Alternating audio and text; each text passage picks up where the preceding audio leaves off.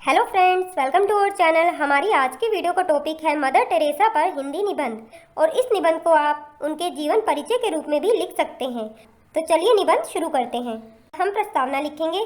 मानवता को ही सबसे बड़ा धर्म समझने वाली मदर टेरेसा एक महान महिला थी। वह रोमन कैथोलिक संप्रदाय की सन्यासिनी थी। वह मानवता की जीती जागती मिसाल थी।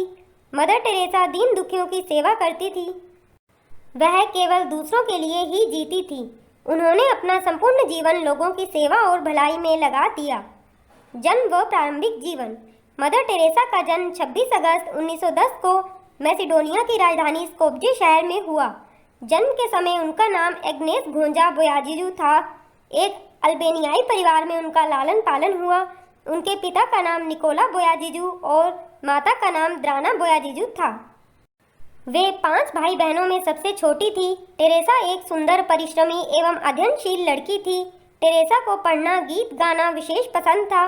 जल्द ही उन्हें यह अनुभव हो गया था कि वे अपना सारा जीवन मानव सेवा में लगाएंगी।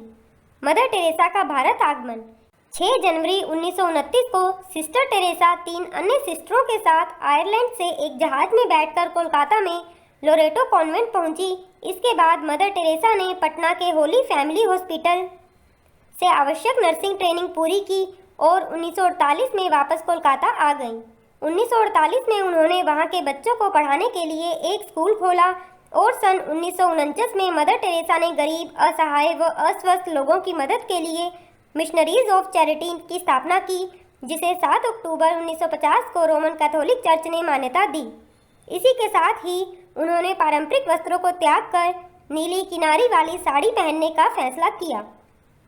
मदर टेरेसा की मिशनरीज संस्था ने 1996 तक करीब 125 देशों में 755 निराश्रित गृह खोले, जिससे करीबन 5 लाख लोगों की भूख मिटाई जाने लगी। टेरेसा ने निर्मल हृदय और निर्मला शिशु भवन के नाम से आश्रम खोले।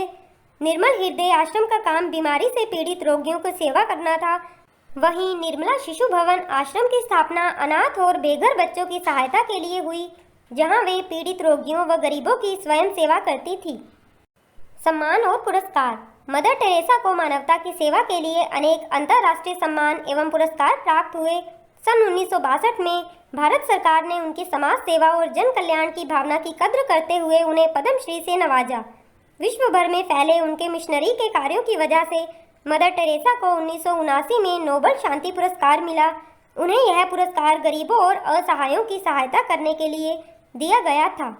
उन्होंने नोबल पुरस्कार की $1,92,000 की धनराशि को भारतीय गरीबों के लिए एक फंड के तौर पर इस्तेमाल करने का निर्णय लिया था, जो उनके विशाल हृदय को दर्शाता है। 1980 में मदर टेरेसा को उनके द्वारा किए गए कार्यों के कारण भारत सरकार ने भारत रत्न से अलंकृत किया। मृत्यु। बढ़ती उम्र के साथ साथ मदर टेरेसा का स्वास्थ्य भी बिगड़ता गया। 1983 में 73 वर्ष की आयु में उन्हें पहली बार दिल का दौरा पड़ा। उस समय मदर टेरेसा रोम में पोप जॉन पॉल द्वितीय से मिलने के लिए गई थी। इसके बाद साल 1989 में उन्हें दूसरा दिल का दौरा आया। 13 मार्च 1997 को उन्होंने मिशनरीज ऑफ चैरिटी के मुखिया का पद छोड़ दिया और 5 सितंबर 1997 को उनकी मौत हो गई। उपसंहार। मदर टेरेसा के भारतीय न होते हुए भी उन्होंने हमारे देश को बहुत कुछ दिया है। आज जब वे हमारे बीच नहीं हैं, फिर भी पूरी दुनिया में उनके कार्य को एक मिसाल की तरह जाना जाता है। उनकी मौत के समय तक मिशनरीज ऑफ चैरिटी में 4000 सिस्टर और 300 अन्य सहयोगी संस्थाएं काम कर रही थीं, जो विश्व के 123 देशों में समाज सेवा में लिप्त थीं। मदर टेरेसा आज हमारे बीच नहीं है, पर उनकी मिशनरी आज भी समाज सेवा के कार्यों में लगी हुई है। तो फ्रेंड्स, इस तरह से आप मदर टेरेसा का जीवन परिचय या निबंध लिख सकते हैं। वीडियो हेल्पफुल लगे तो वीडियो को लाइक जरूर करें और हमारे चैनल को सब्सक्राइब करें। धन्यवाद।